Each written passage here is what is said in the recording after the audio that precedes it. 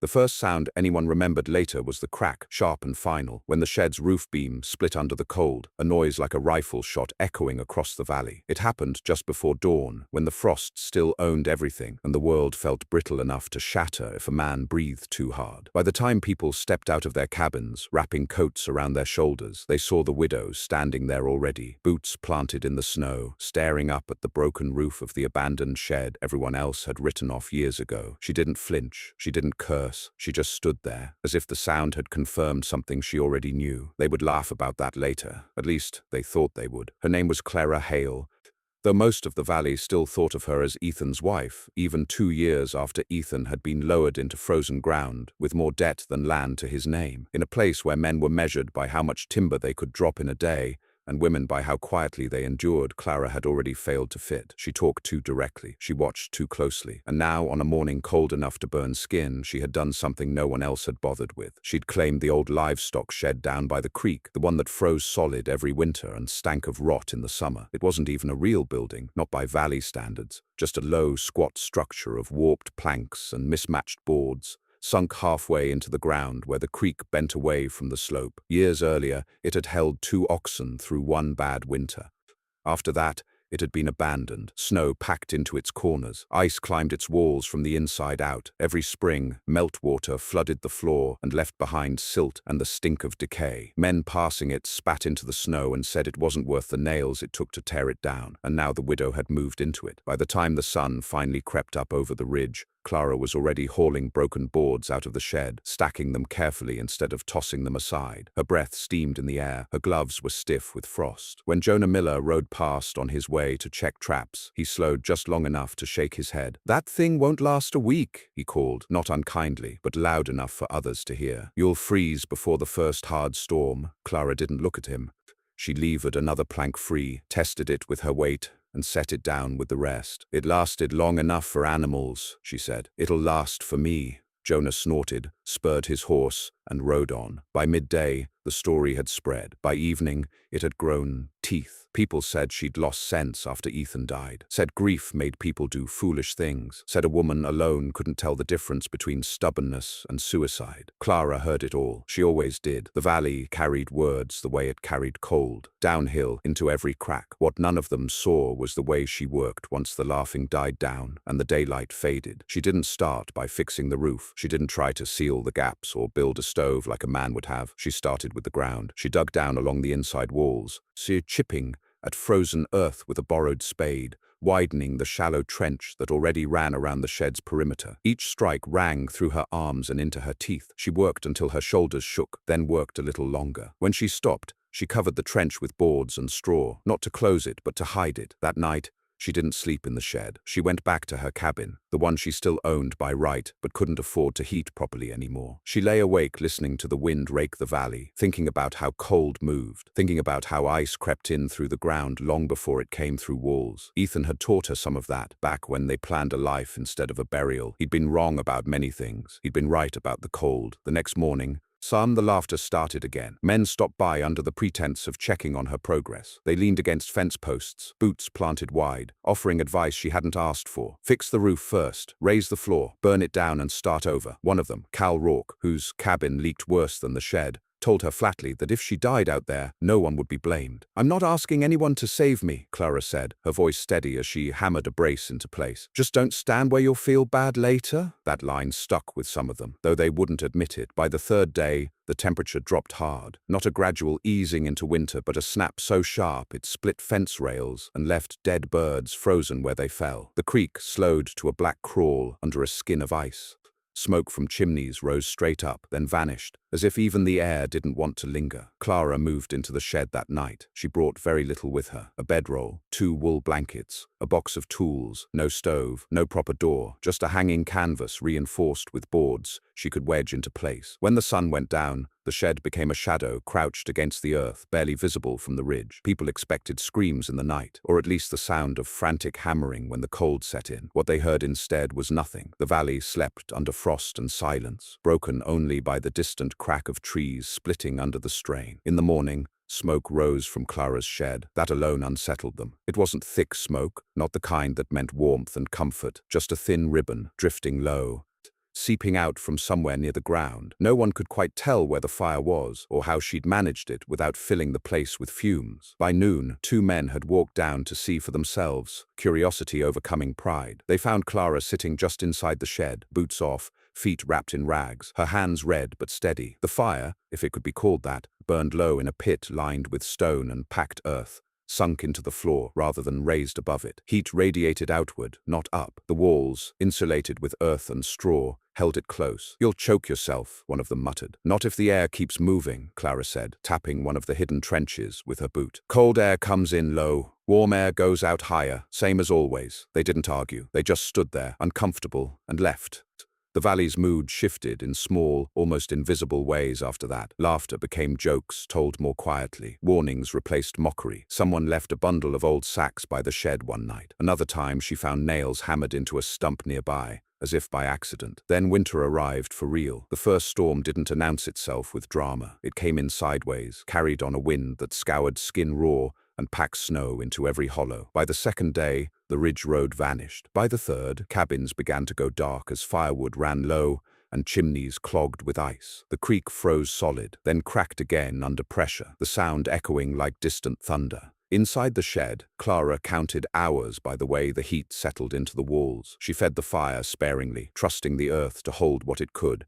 She slept in stretches, waking to listen, to feel for changes. When the wind found a new seam, she sealed it. When the smoke thickened, she adjusted the draft. It wasn't comfort, it was survival. On the 5th night of the storm, someone knocked on her door. It wasn't a polite knock. It was a fist, numb and desperate, pounding against the boards until the sound cut through even the howling wind. Clara was on her feet before she realized it, heart hammering harder than the storm itself. She wedged the door open just enough to see Jonah Miller's face, white with frost, his beard stiff with ice. "My chimney collapsed," he shouted over the wind. "My wife, she's not waking up right." Clara didn't hesitate. She grabbed her coat, her boots, and stepped out into the storm, pulling the door shut behind her. The shed held its heat as she left it, like a living thing bracing itself. By the time they reached Jonah's cabin, it was already too late for comfort. His wife lived, but barely. They brought her back to the shed, carrying her between them through the snow, laying her near the earth-warm floor. The heat there wasn't fierce, but it was steady. It didn't shock the body. It didn't steal breath. It just existed, patient and relentless. Word spread fast after that, even through the storm. By the end of the week, Clara's shed was no longer a joke. It was a refuge. She never called it that. She never claimed to have planned it this way. She just made space where she could, shifted her bedroll,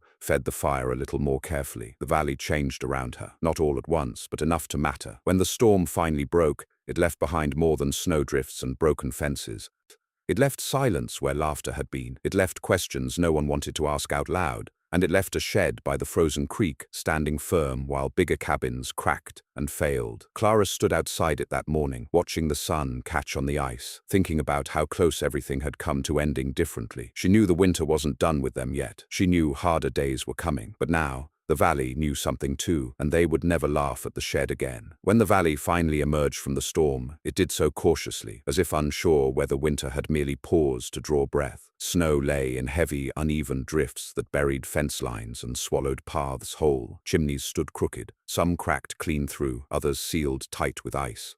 The creek near Clara's shed had frozen into a solid white ribbon, its usual sound replaced by an unsettling quiet that made men uneasy. Silence, in that place, had always meant trouble. People came out of their cabins one by one, blinking into the pale light, counting losses without saying the numbers aloud. Firewood stacks were smaller than they should have been. Doors were warped. Roofs sagged. In 3 homes, someone had not woken up at all. No one lingered near those doors. Grief, like cold, moved faster when acknowledged. Clara returned to her shed just after dawn on the morning the wind finally died. She closed the door behind her and stood still, listening. The earth walls radiated a low, dull warmth, not enough to be comfortable, but enough to remind her she was alive.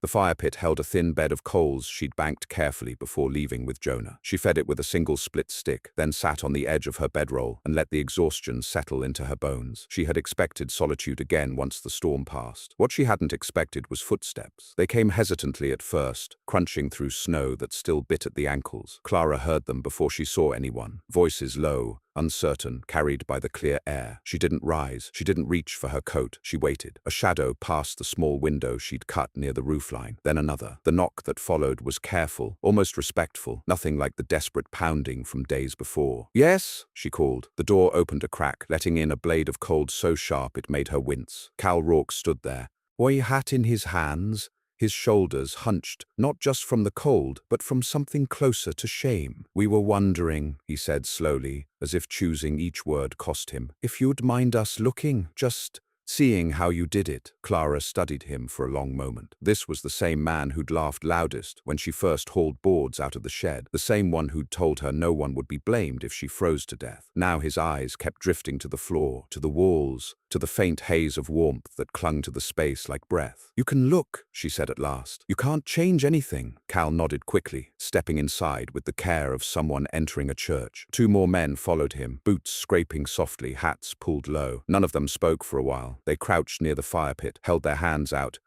then pulled them back, surprised by how the heat didn't scorch or sting. One of them pressed a palm to the earth-packed wall and frowned. "It's warm," he muttered. "Not hot, just warm." Clara said nothing. She had learned, through bitter experience, that explanations invited arguments. Silence let people draw their own conclusions. By noon, half the valley had walked past the shed. Some pretended they were just passing through. Others stopped openly, staring as if the building might explain itself if they looked long enough. A few women came too, wrapped tight against the cold, eyes sharper than the men's. They asked different questions. How long the heat lasted, how often she fed the fire, whether the ground ever froze through. That night, Clara lay awake listening to the valley settle into a new pattern.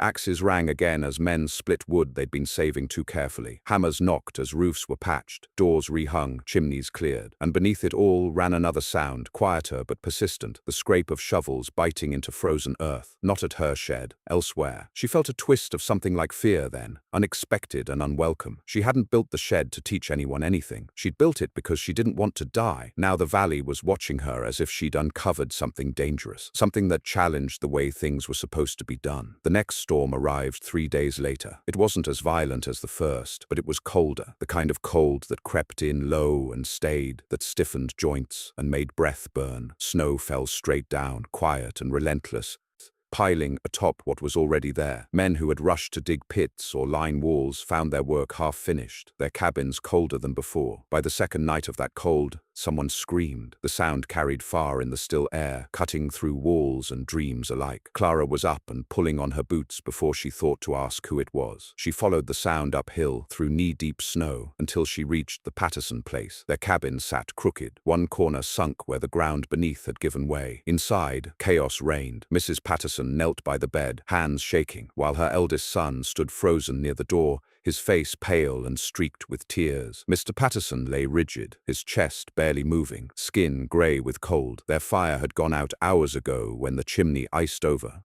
They hadn't noticed until it was too late. "Bring him," Clara said, already pulling off her coat. Now, they didn't argue. They wrapped him in blankets and followed her back down the slope, stumbling in the dark, breath coming in ragged gasps. By the time they reached the shed, Clara's hands were numb, her legs burning with effort. She laid Mr. Patterson near the floor, adjusting the blankets so they didn't smother him. She didn't stoke the fire high. She didn't rush. "Slow," she told Mrs. Patterson, her voice firm. "If we warm him too fast, it'll kill him." Hours passed that way, measured by shallow breaths and the soft crackle of embers. At some point, Mr. Patterson's chest rose a little easier. Color crept back into his cheeks. Mrs. Patterson sagged against the wall and sobbed, soundless and broken. By morning, half the valley stood outside the shed. Not all of them fit inside. They took turns, waiting in the cold, stamping their feet, whispering. No one laughed now. No one made jokes. They watched Clara move among them with a mixture of gratitude and something like awe, as if she'd stepped sideways into a role they hadn't known existed. She hated that feeling. When Jonah pulled her aside later that day, his face drawn and tired, she snapped at him before he could speak. "I'm not a healer," she said. "I can't save everyone." "I know," Jonah replied quietly. "But you saved some." The valley changed after that, not in the way people expected. Men didn't suddenly start building sheds like Clara's. Pride ran too deep for that, but they began to listen differently. They stopped dismissing the ground as an enemy to be fought and started thinking of it as something that could be used. A few came to Clara at night, asking questions in low voices, as if ashamed of their curiosity. She answered when she could. When she couldn't, she said so. "You don't need to copy this," she told one man who stared too hard at her walls. "You need to understand why it works." Some nodded, others didn't. As winter deepened, the shed became a fixed point in the valley, a place people oriented themselves around without admitting it. When storms threatened, they checked on Clara's fire before their own. When supplies ran low, someone always found a way to leave a sack of grain or a bundle of wood by her door. She accepted what she needed and no more. The laughter never came back, but neither did peace. Late one evening, as Clara banked the fire and prepared for another long night, she heard a sound she hadn't expected, a crack, deep and resonant, not from ice or wood, but from the earth itself. The ground beneath the shed shuddered, just slightly, enough to make the walls whisper. She froze, every instinct screaming at once. Winter hadn't finished with the valley. It had simply changed tactics, and whatever was shifting beneath her feet, Clara knew it would test more than just her shelter. The sound came again just before dawn, deeper this time, a low groan that traveled through the ground rather than the air. Clara woke with her heart already racing, breath caught halfway between sleep and panic. For a moment she lay still, palms pressed flat against the packed earth floor,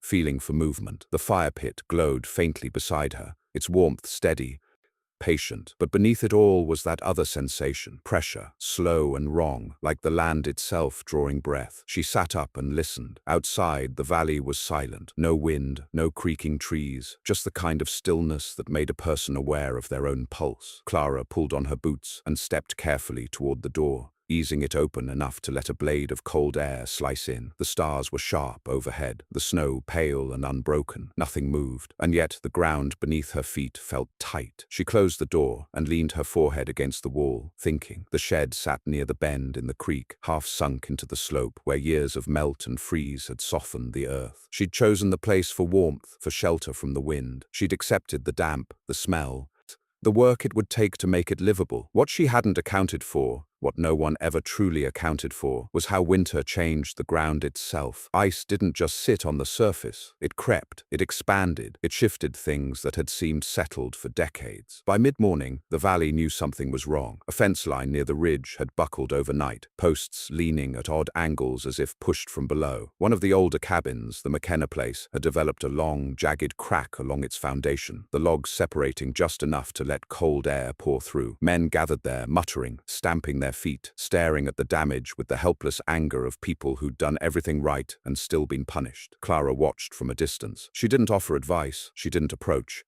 She felt the way the ground tugged faintly at her shed, the subtle resistance when she walked, as if the earth was stiff with cold and reluctant to move. That afternoon, Jonah came down to see her, his face set in lines she didn't like. "The creek's shifting," he said without preamble. "Ice jammed upstream. Water's backing up under the snow." Clara closed her eyes briefly. She'd feared as much. "If it freezes unevenly," Jonah continued, "it'll push. Foundations won't hold." "And the shed?" Clara asked. Jonah hesitated. "It's lower than most. If the pressure finds a weak point." He didn't finish. He didn't have to. That night, Clara didn't sleep. She fed the fire, low and steady, then paced the length of the shed, counting steps, listening for changes. Every now and then, she pressed her ear to the wall, feeling vibrations through bone rather than sound. The shed creaked softly, not in distress, but in adjustment, like an old body settling into a new position. Near midnight, she heard shouting. It came from uphill, sharp and frantic, followed by the unmistakable crack of splitting wood. Clara grabbed her coat and stepped out into the cold without hesitation. Snow sprayed under her boots as she ran, breath burning in her chest. She followed the noise to the McKenna cabin, where half a dozen people had gathered in chaos. The cabin had shifted on its base. One corner had sunk, the opposite lifted, tearing the logs apart like brittle twigs. Cold poured in through the gaps, frosting everything it touched. Mrs. McKenna stood clutching her youngest child, sobbing openly, while her husband and sons tried uselessly to brace the wall with poles that slid and snapped under pressure. "The ground's moving," someone shouted. "It's pushing the whole slope." Clara didn't argue. She pushed her way inside, crouching low to feel the floor. It was hard as stone in some places, slick with moisture in others. She pressed her palm flat, then her ear. "Get them out," she said sharply. "Now, this won't hold." Mr. McKenna stared at her, wild-eyed. "Where?" Clara didn't answer. She grabbed the edge of a blanket, pulled one of the children into it, and started downhill. They followed without question. The walk back to the shed felt longer than it ever had. Snow dragged at their legs. The cold bit harder, driven now by panic as much as wind. By the time they reached the creek, the ice beneath the snow had begun to bulge, forming low ridges that crackled ominously underfoot. Inside the shed, Clara rearranged everything without speaking. She moved her bedroll. She shifted the fire pit's draft, opening one trench wider, closing another. She positioned the McKenna children near the warmest section of floor, wrapped in blankets and coats. The adults crowded close, faces pale, breath steaming. They felt it then, the pressure, the slow, grinding push beneath their feet. A sound like tearing fabric echoed through the valley, followed by a deep, resonant crack. Someone screamed. The shed shuddered, dust falling from the walls. Clara braced herself, one hand flat against the earth, the other gripping a roof support. "Stay down," she ordered. "Don't fight it." The ground shifted again, harder this time. Outside, a distant roar rose as ice upstream finally gave way, their water surging beneath frozen layers, pushing outward and down. The shed rocked, not violently, but enough to make the walls groan. Clara felt the pressure redistribute, the earth yielding unevenly. Then slowly it stopped. Silence rushed in to fill the space left behind. No one spoke for a long time. The fire crackled softly. A child whimpered, then settled. Clara stayed where she was, counting breaths, waiting for the aftershock that never came. When dawn broke, it revealed a valley, changed yet again. The creek had carved a new path beneath the ice, collapsing part of its old bank and undermining anything built too close without support. The McKenna cabin lay twisted and broken. One wall completely collapsed. Two other sheds farther uphill had shifted enough to be declared unsafe. Fence lines sagged, paths vanished. Clara's shed still stood. It leaned slightly now, its angle altered by the shifting ground, but it held. The walls had flexed instead of snapping. The earth-packed foundation had absorbed the movement rather than resisting it outright. Where rigid structures had cracked, hers had adapted. People came to look. They didn't touch it. They circled slowly, like animals approaching something unfamiliar. No one said it aloud, but the thought hung heavy in the air. The widow's foolish shelter had survived again. That realization unsettled them more than the damage itself. In the days that followed, the valley grew tense in a new way. Winter was no longer just something to endure. It was something actively reshaping the land beneath them. Every groan of ice, every crack of wood set nerves on edge. People slept in shifts, listening. Fires burned low and careful, and through it all Clara found herself watched, not with mockery, not even with gratitude, with expectation. She felt it when people brought her news of damage without asking for help, when they paused mid-sentence, waiting for her response, as if it mattered more than their own. When a man stopped digging into frozen ground halfway through a pit and came to ask her whether he should go deeper or not, she didn't want that wait. Late one evening, Jonah sat with her near the fire, the shed quiet around them. "They're starting to depend on this place," he said carefully. "On you?" Clara stared into the embers. "This place isn't magic. It won't save everyone." "I know," Jonah said, "but neither will their cabins, not like this." She thought of the ground shifting beneath her, of how close she'd come to losing everything she'd built. She thought of how thin the line was between survival and ruin. Winter still had weeks left, maybe more, and the valley, she realized, wasn't just watching her shed anymore. It was waiting to see what she would do next. When morning came after the ridge broke, it did not arrive gently. It crept in pale and uncertain, as if even the sun was reluctant to look at what the valley had become. Snow lay uneven now, churned by panic and collapse. One cabin near the upper slope was gone entirely, reduced to a scatter of timbers half buried in drift. Another leaned so badly it looked like it might simply lie down and never rise again. Smoke rose from fewer chimneys, and where it did rise it was thin and erratic, like breath from exhausted lungs. The shed still stood. It leaned at a new angle, its roofline crooked, its walls bowed just enough to make the damage visible, but it held. The ground around it had shifted and settled, leaving shallow cracks in the snow like scars. Clara stepped outside at first light and studied those cracks carefully, tracking their direction, their depth. She pressed her boot down beside one, testing the give beneath. The earth was tight now, exhausted. Winter had pushed as hard as it could. Inside the shed, people woke slowly, stiff and silent. No one spoke above a whisper. Children clung to their mothers. Men sat with their hands folded, staring at nothing. The night had stripped something from all of them. Confidence, perhaps, or the belief that effort alone guaranteed survival. Clara fed the fire one last careful measure of wood, then stood. "Hun, you can't stay here," she said quietly. Head snapped up. Fear flickered. "Not because it's unsafe," she continued. Because it's finished doing what it can. Jonah frowned. Finished? The ground's settled, Clara said. It won't move like that again unless something breaks upstream. The shed held because it could bend. That doesn't mean it should be leaned on forever. Some understood immediately. Others didn't want to. She didn't argue. By mid-morning, they began leaving in small groups, returning to what remained of their homes with Clara's instructions ringing in their ears. Don't seal everything. Let the air move. Feed the fire low and steady. Trust the ground, but don't dig blindly. Watch the cold instead of fighting it. Some listened, some didn't, but enough did. The valley did not lose anyone else to the cold after that night.